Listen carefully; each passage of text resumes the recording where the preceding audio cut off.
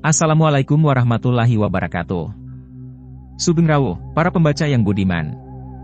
Kali ini, saya akan membagikan kisah nyata dari sebuah desa kecil yang penuh misteri. Sebuah cerita yang bukan hanya sekadar hiburan, tetapi juga pelajaran tentang batasan yang tidak boleh kita langgar. Kisah ini tentang seorang bocah perempuan yang mengalami pengalaman tak terlupakan dengan makhluk tak kasat mata. Apakah ini hanya kebetulan, atau ada sesuatu yang lebih besar di baliknya? Mari kita simak bersama. Langit jingga mulai meredup, mengantar sore ke dalam pelukan malam.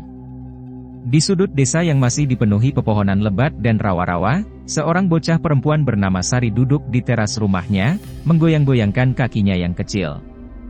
Angin sore mengusik rambutnya yang tergerai, sementara suara jangkrik mulai menggema dari kejauhan. "Ibu, boleh main sebentar di luar?" tanyanya polos. Ibunya menoleh sekilas dari dapur, ragu-ragu.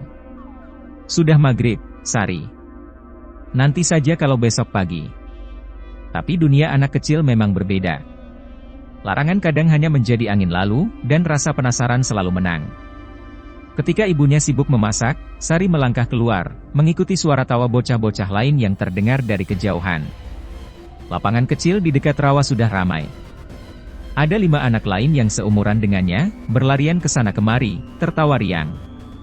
Sari tersenyum. Mungkin akhirnya dia bisa punya teman bermain. Mereka mulai bermain kejar-kejaran.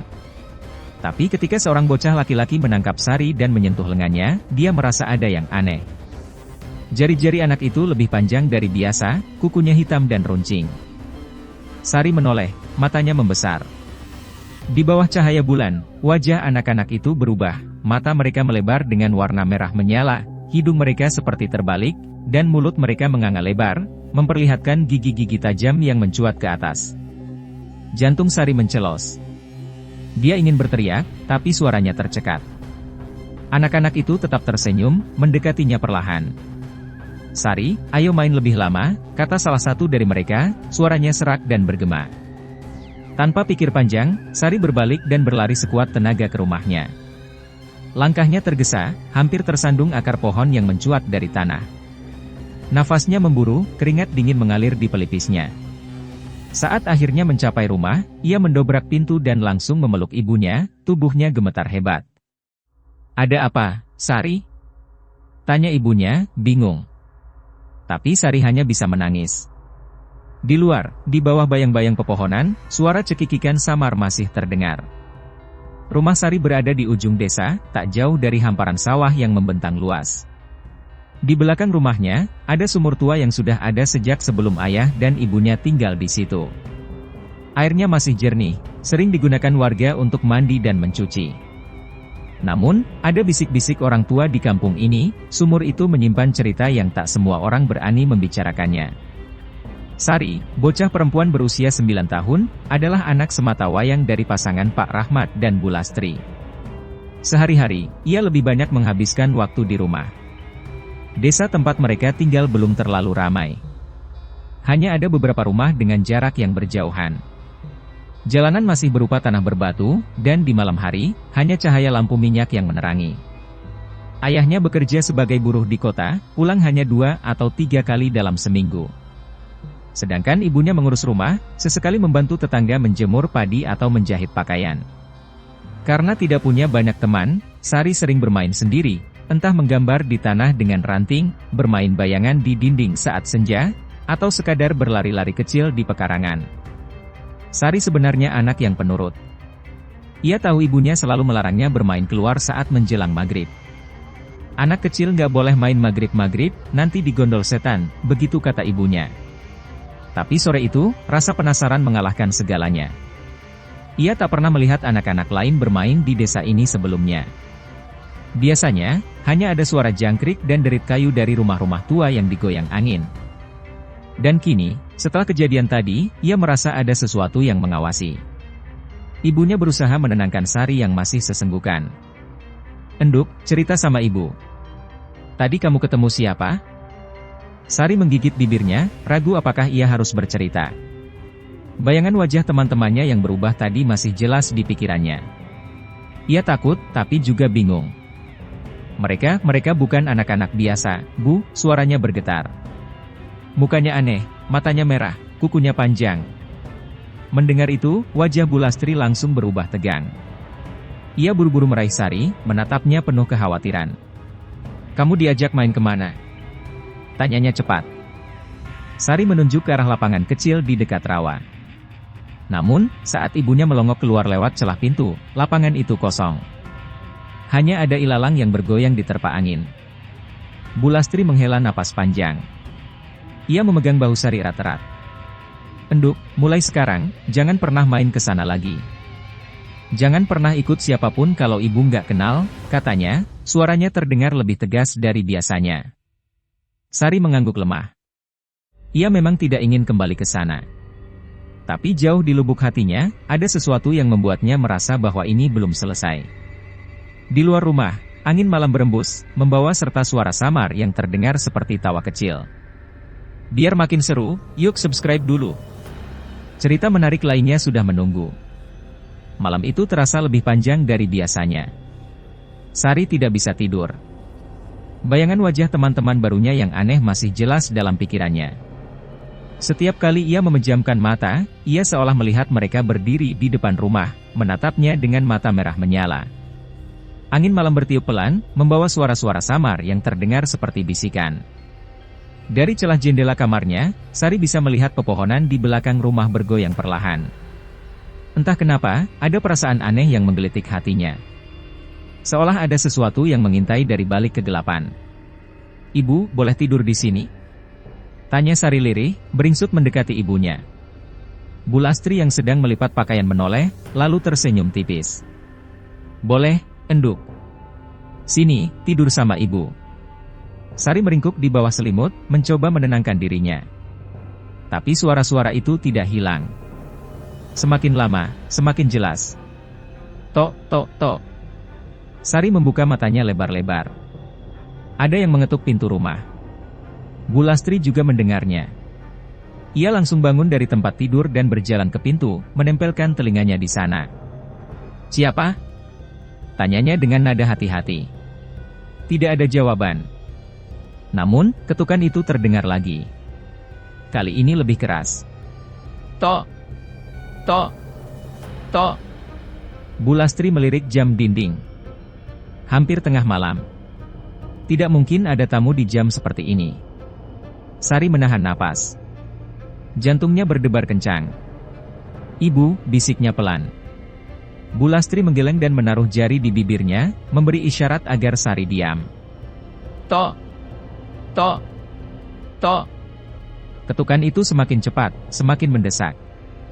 Bu Lastri menelan ludah, lalu dengan tangan gemetar, ia mengintip lewat celah jendela kecil di dekat pintu. Kosong. Tidak ada siapa-siapa di luar. Namun, saat ia hendak berbalik, tiba-tiba terdengar suara dari luar rumah. "Sari, ayo main." Suara itu begitu akrab. Lembut, seperti suara bocah-bocah yang tadi sore bermain dengan Sari. Bu Lastri langsung meraih bahu Sari dan menariknya menjauh dari pintu. Matanya membulat ketakutan. "Jangan jawab apapun, Enduk," bisiknya tegas. Tapi suara itu kembali terdengar. Kali ini lebih banyak. Seperti ada beberapa anak yang berdiri di luar, memanggil-manggil nama Sari dengan nada ceria. "Sari, kami di sini, ayo keluar." Sari menutup telinganya, tubuhnya gemetar hebat. Ia ingin percaya bahwa ini hanya mimpi. Tapi suara itu terdengar begitu nyata. Bu Lastri meraih sapu lidi yang ada di pojokan rumah, menggenggamnya erat seolah itu bisa melindunginya. Ia melirik jendela, berharap semuanya akan segera berlalu. Tapi saat ia mengintip lagi, ia melihat sesuatu yang membuat darahnya berdesir. Di luar rumah, di bawah sinar bulan, berdiri beberapa sosok kecil. Mereka tampak seperti anak-anak, tapi wajah mereka tidak sepenuhnya manusia. Mata mereka bersinar merah dalam gelap, dan tubuh mereka sedikit melayang di atas tanah. Salah satu dari mereka menengadahkan kepalanya, tersenyum lebar hingga menampakkan gigi-giginya yang tajam. Dan dengan suara yang menyeramkan, ia berkata lagi, "Sari, ayo main, selamanya." Bu Lastri mundur perlahan, jantungnya berdegup begitu kencang hingga terasa ingin meledak. Tangannya masih menggenggam erat sapu lidi, meski ia sendiri tidak yakin bisa berbuat apa-apa dengan benda itu. Sari semakin erat memegangi lengan ibunya. Tubuhnya bergetar, wajahnya memucat. Suara anak-anak di luar rumah terus memanggil namanya, kadang lirih, kadang terdengar seperti bisikan yang merayap di udara. "Sari, ayo main, kami menunggumu." Mendadak, udara di dalam rumah terasa lebih dingin. Hawa aneh menyelinap ke sela-sela dinding kayu, membuat bulu kuduk Bu Lastri berdiri. Dari luar, angin mulai berembus kencang, menggoyangkan dedaunan di pepohonan belakang rumah. Dan tiba-tiba, beruak! Pintu rumah bergetar hebat, seperti ada sesuatu yang berusaha menerobos masuk. Sari berteriak ketakutan, memeluk ibunya erat-erat. Bu Lastri menggigit bibir, berusaha tetap tenang. Ia menguatkan diri, lalu dengan suara lantang berkata, "Pergi! Jangan ganggu anakku." Suara tawa lirih terdengar dari luar, menggema di antara tiupan angin. "Sari, sudah waktunya." Tiba-tiba, lampu minyak yang menerangi ruangan berkedip-kedip, nyaris padam. Bayangan-bayangan di dinding bergerak aneh, seolah hidup. Sari semakin erat memegang ibunya, menangis tanpa suara. Bu Lastri tahu, ia harus melakukan sesuatu. Ia tidak bisa membiarkan makhluk-makhluk itu terus mengganggu. Dengan tangan gemetar, ia meraih sesuatu dari rak kecil di dekat tempat tidur, sebuah botol kecil berisi air putih yang sudah dibacakan doa oleh seorang tetua desa. Dulu, air itu diberikan kepadanya saat mereka baru pindah ke rumah ini. Katanya, rumah di pinggiran desa seperti ini sering dihuni oleh penghuni lama. Tanpa berpikir panjang, Bu Lastri membuka tutup botol dan memercikkan air itu ke arah pintu sambil mengucapkan doa. Sejenak, keheningan menyelimuti ruangan. Tak ada lagi suara. Tak ada lagi tawa lirih dari luar. Angin pun tiba-tiba berhenti bertiup. Bu Lastri menarik napas lega. Mungkin mereka sudah pergi. Tapi kemudian, tok tok tok. Ketukan kembali terdengar, kali ini lebih pelan. Lebih menyeramkan. Bu Lastri menahan napas. Ia mengintip dari celah jendela sekali lagi, berharap tidak melihat apapun. Namun yang ia lihat justru membuatnya hampir menjerit. Di bawah pohon besar dekat sumur tua, berdiri sosok hitam tinggi dengan mata merah menyala. Sosok itu tidak bergerak, hanya berdiri di sana, menatap lurus ke arah rumah mereka. Dan di belakangnya, samar-samar, terlihat bayangan anak-anak kecil berbaris rapi. Mereka masih menunggu. Masih menginginkan Sari. Bu Lastri merasakan kakinya melemas. Tangannya berkeringat dingin, tapi ia tahu, tidak boleh ada ketakutan yang terlihat. Sosok tinggi hitam di bawah pohon itu tidak bergerak, tapi ia bisa merasakan tatapannya menusuk, seolah sedang mengukur keteguhan hatinya. Di belakangnya, Sari menggigil. Ia mencengkram baju ibunya erat-erat, wajahnya basah oleh air mata. "Bu, mereka belum pergi," suaranya lirih, nyaris tak terdengar. Bu Lastri menelan ludah.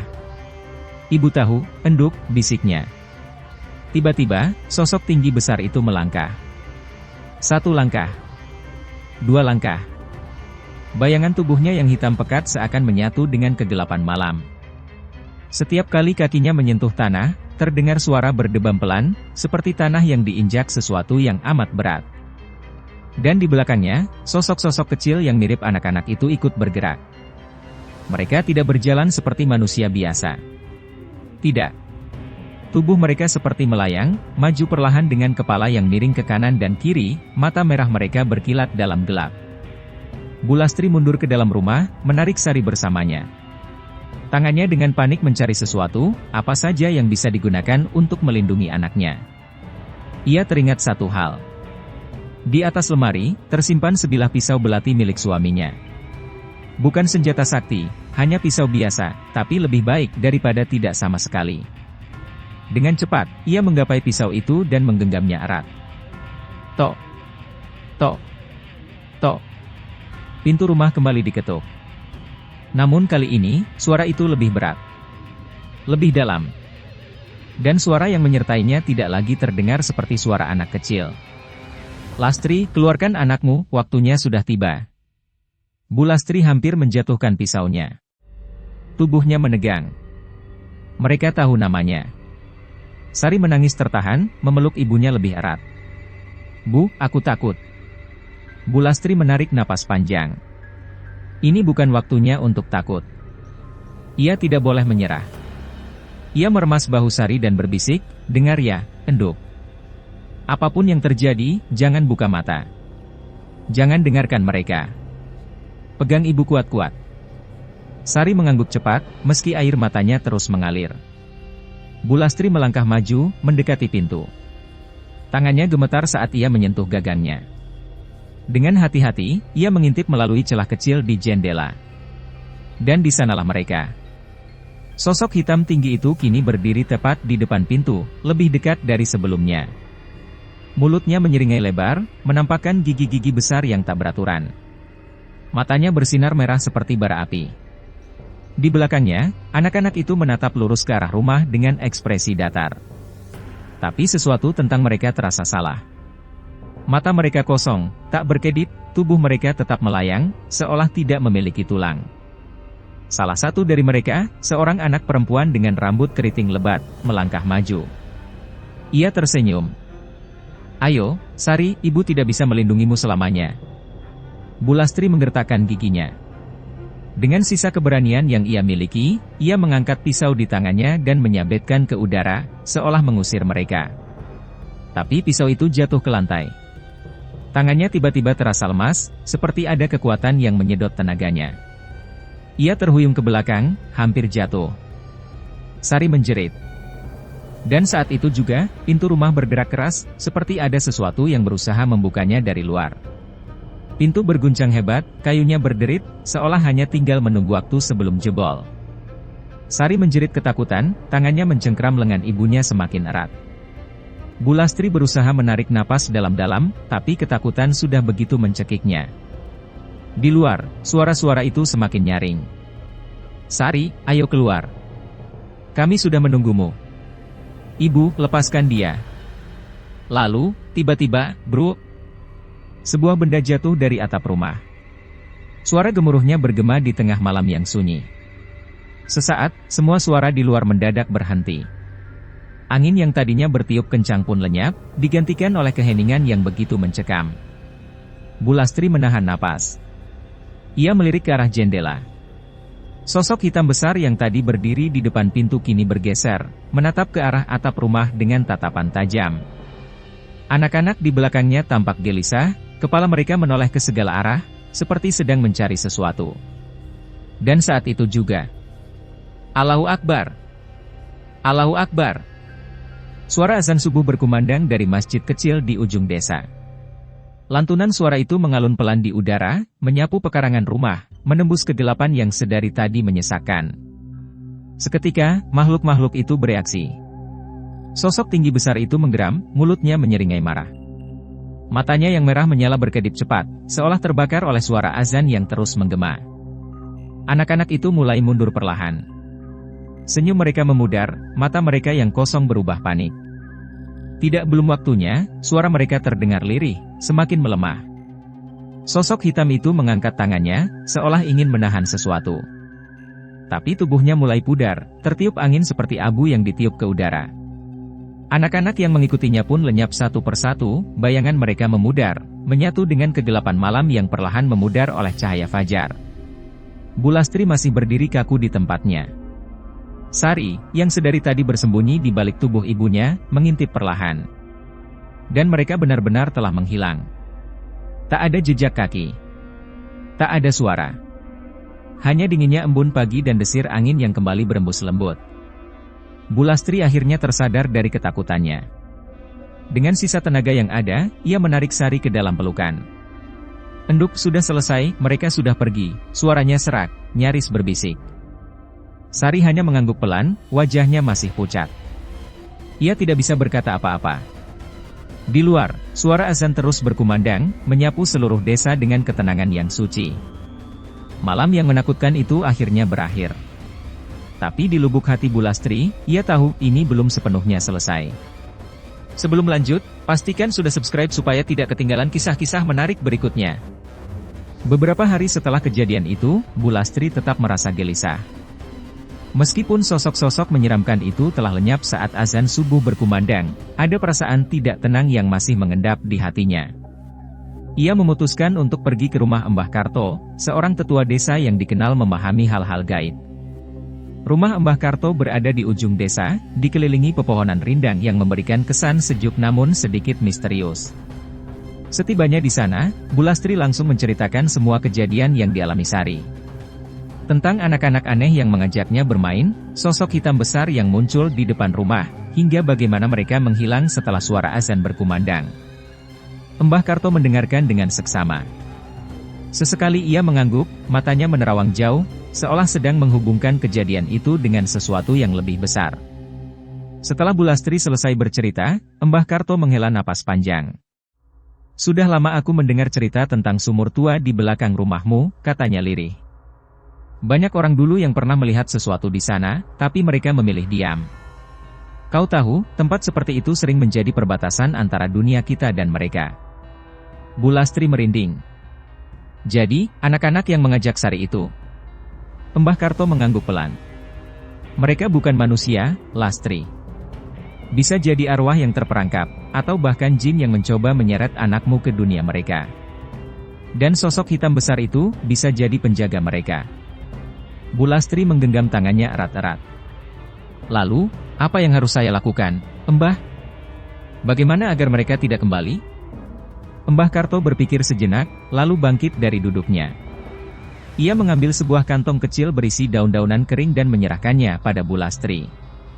"Taburkan ini di sekitar sumur dan pintu rumahmu. Jangan biarkan Sari bermain di luar saat menjelang maghrib. Dan satu lagi." Ia menatap Bu Lastri dalam-dalam. "Sumur itu sebaiknya ditutup secepatnya." Keesokan harinya, Bu Lastri meminta bantuan beberapa warga untuk menutup sumur tua di belakang rumahnya. Dengan papan kayu tebal dan batu-batu besar, sumur itu akhirnya tertutup rapat. Sejak saat itu, kejadian aneh di rumahnya mulai berkurang.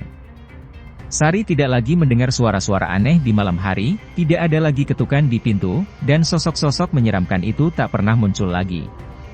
Namun, di suatu malam, saat Bu Lastri sedang merapikan dapur, ia mendengar sesuatu. Tok, tok, tok.